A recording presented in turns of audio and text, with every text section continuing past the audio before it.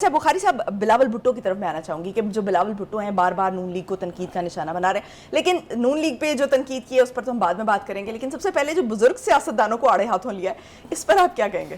دیکھیے وہ کہتے ہیں نا کہ دامن کو ذرا دیکھ ذرا بندے کبا دیکھ. جب آپ بزرگ سیاستدانوں کو مشورے دیتے ہیں، تانے بھی دیتے ہیں، ان کو شاید ناکام بھی قرار دیتے ہیں، تو ذرا پیچھے مڑ کے دیکھنا چاہیے. ابا حضور جو کھڑے ہوئے ہیں وہ بھی ماشاءاللہ سینئر سیاستدان ہیں، بڑے انہوں نے دشت کی سیاحی کی ہوئی ہے، تو اس لیے ان کا مشورہ کس کے لیے ہے، کیوں ہے، یہ کچھ کسی کو سمجھ نہیں آ رہی ابھی. ان کو جواب دینے پر تو ہم بعد میں آتے ہیں. پہلے تو یہ ذرا دیکھتے ہیں کہ بلاول صاحب خود اقرار کر رہے ہیں کہ میں نوجوان ہوں، میرا تجربہ بھی کم ہے. اسی لیے مولانا فضل الرحمان صاحب کو انہیں یاد دلانا پڑا کہ آپ نے نہ وہ دیکھا ہے نہ وہ کچھ سنا ہوا ہے جو ہم نے دیکھا اور سنا ہوا ہے. وہ اشارہ کر رہے ہیں اسی طرف کہ ابا حضور سے ذرا مشاورت کر لیں، وہ آپ کو بتائیں گے کہ پاکستان کی سیاست کی اونچ نیچ ہے کیا، اور پاکستان کو تو چھوڑیں، پوری دنیا میں سینئر سیاستدان جو ہوتے ہیں ان کا کتنا ادب اور احترام ہوتا ہے. جس انداز سے، جس طریقے سے وہ اب مخاطب کرنے لگے ہیں بزرگوں کو، جس طرح کی تانا زنی کا لہجہ اور طنز کا رویہ انہوں نے اختیار کیا ہے، یہ ان کے لیے بھی ٹھیک نہیں. کل انہوں نے بھی سینئر سیاستدان بننا ہے. لیکن بخاری صاحب وہ مجھے اقبال کا شعر یاد آ گیا، خرد کو غلامی سے آزاد کر، جوانوں کو پیروں کا استاد کر. ہاں نہیں وہ مطلب ہے اگر اس شعر کے تناظر میں بلاول، مگر صرف شعر اقبال کا شعر جو ہے اسی پر لاگو تھوڑی ہونا، باقی کام بھی تو ہے نا، باقی بھی اقبال نے بہت کچھ کہا ہوا ہے تو اس کے اوپر بھی تھوڑا اینی وے. یہ اچھا آغاز نہیں ہے. اگر یہ الیکشن ہیئرنگ ہے، الیکشن کیمپین کا حصہ ہے کہ آپ دوسروں کے you start calling names to others, یہ فائدہ نہیں ہوگا، اس کا نقصان ہوگا. اسی لیے مولانا فضل الرحمان صاحب کی ویسے تو بات ہم بعد میں کریں گے، لیکن انہوں نے ان کو مشورہ دیا ہے کہ آپ ذرا تھوڑا سا خیال کریں اپنے الفاظ کو، جس کو انگریزی میں کہتے ہیں مائنڈ یور لینگویج یا مائنڈ یور ورڈس. تو آئی ڈونٹ نو ویدر ان کی صحت پر اس کا کوئی اثر ہوگا یا نہیں ہوگا، بٹ جو کچھ وہ کہہ رہے ہیں وہ یہ ہے کہ انہوں نے کہا کہ مجھے ایک موقع دیں، میں ملک کی تقدیر بدلنا چاہتا ہوں. تو ہم تو نہیں، لیکن ان کے سیاسی مخالفین اس سے ضرور پوچھیں گے کہ آپ نے سندھ کی تقدیر بدل دی ہے جہاں آپ پچھلی کئی دہائیوں سے بیٹھے ہوئے ہیں، کم از کم 4-5 ٹینیور تو ان کے ہیں نا جی. تو وہاں کی تقدیر بدلی ہے. وہ ذرا نعیم الرحمان صاحب کی پریس کانفرنس سن لیجئے، ایم کیو ایم کی گفتگو سن لیجئے. وہ وہیں کے لوگ ہیں نا، وہ کسی کے نہیں ہے نا، وہیں سیاست کرتے ہیں نا. جی ڈی اے کی زبان سن لیجئے. انٹیریئر سندھ میں کیا ہوا ہے، Larkana, the city Larkana which is the city of Bhuttos, وہاں پر کیا صورتحال ہے وہ اب اس کی تفصیل میں ہم نہیں جاتے ہیں.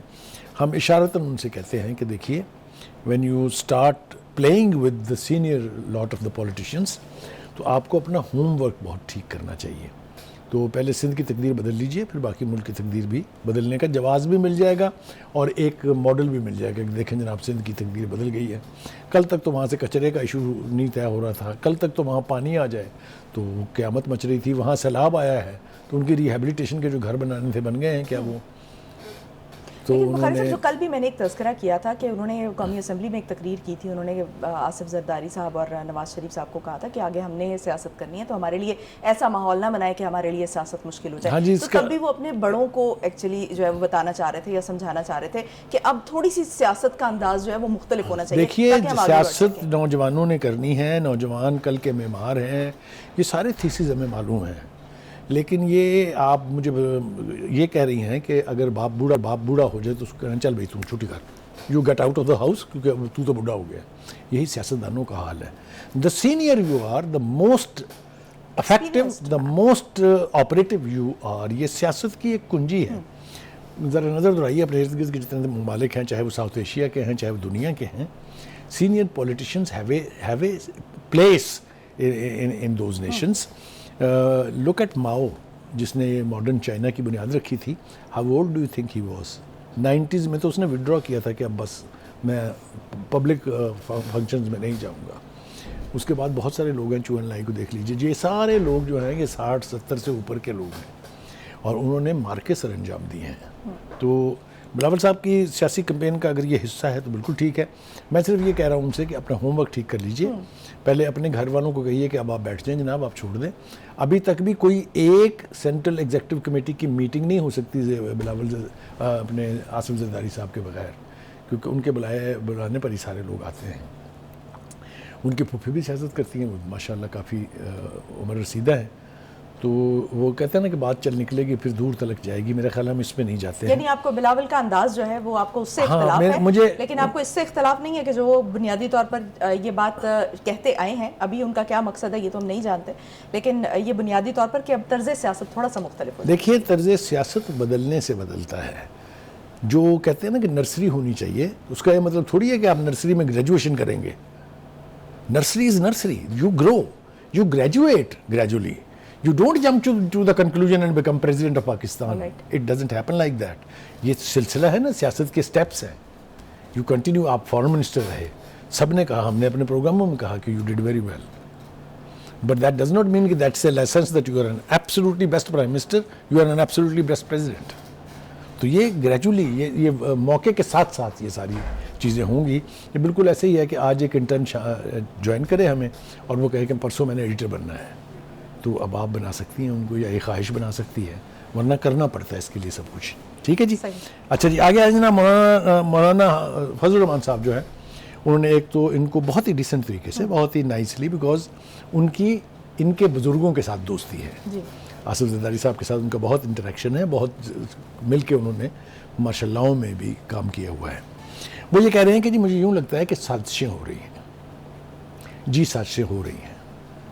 عدلیہ میں باقیات موجود ہیں, میں نام لینا نہیں چاہتا ہوں, نہ میں حوالے دینا چاہتا ہوں, لیکن عدلیہ میں ایک عجیب و غریب چیز ہو رہی ہے جو پہلے نہیں ہوتی تھی. وہ یہ تھی کہ ایک کورٹ کچھ کر رہی ہے, دوسری اس کا الٹ کر رہی ہے, تیسری اس کا الٹ کر رہی ہے, چوتھی جو ہے پھینک رہی ہے, پھر واپس پہلے والے کے پاس کے دوبارہ دیکھیں آپ, یہ کیا ہے؟ از دس جسٹس؟ تو وہ جو باقیات کی طرف اشارہ کر رہے ہیں, it's a very dangerous indication. یہی حال بیوروکریسی میں بھی ہے. آپ دیکھیے نا, ایک طرف آپ یہ کہتے ہیں کہ جی کسی پارٹی کے اوپر پابندی نہیں لگنی چاہیے, بالکل ٹھیک ہے, نہیں لگنی چاہیے. تو پھر اگر پی ٹی آئی جلسہ اناؤنس کر دے پشاور میں, تو پھر دفعہ 44 لگانے کے, وہ سیکشن 144 لگانے کی کیا تک ہے؟ یہی کچھ تو پہلے بھی کیا تھا, عمران خان نے بھی تو یہی کچھ کیا تھا نا. تو کیا نتیجہ نکلا اس کا؟ ڈیزاسٹر. تو میرا خیال ہے اگر ہمارے سیاستدان, خاص طور سے مین سٹریم پارٹیز کے جو لیڈر ہیں, وہ سنجیدگی سے سمجھتے ہیں کہ نہیں, کسی پارٹی کو بین نہیں ہونا چاہیے, کسی کے اوپر پابندی نہیں لگنی چاہیے. اس پر سیاستدانوں کا ریئیکشن کیا آنا چاہیے؟ دیکھیے سیاستدانوں کا ریئیکشن جو ہے وہ انفارچونیٹلی اس وقت it is versus one and all. یعنی جتنے مرضی آپس میں ان کے اختلاف ہو جائیں, لیکن پی ٹی آئی اور عمران خان کے خلاف سارے ہی ہیں. ٹھیک ہے نا یہ؟ تو اس لیے شاید ان کی سنی نہیں جا رہی ہے, یا وہ ڈھنگ سے کہہ نہیں پا رہے ہیں. چونکہ اوپن ٹرائل کی بات ہو گئی ہے, لہذا ان کو موقع ملے گا میڈیا کے ساتھ انٹریکٹ کرنے کا, تو کچھ نہ کچھ درفنتنیاں, وہ آپ کو پتا ہے چھوڑنے کے ماسٹر ہیں وہ, تو کچھ نہ کچھ ان کی طرف سے آئے گا. اس لیے کہ جو اس وقت ڈاؤن سٹریم لیڈرشپ ہے عمران خان صاحب کے نیچے, اس کی کوئی کریڈیبلٹی نہیں ہے, اس کی کوئی سے نہیں ہے, اس کا کوئی امپیکٹ نہیں ہے.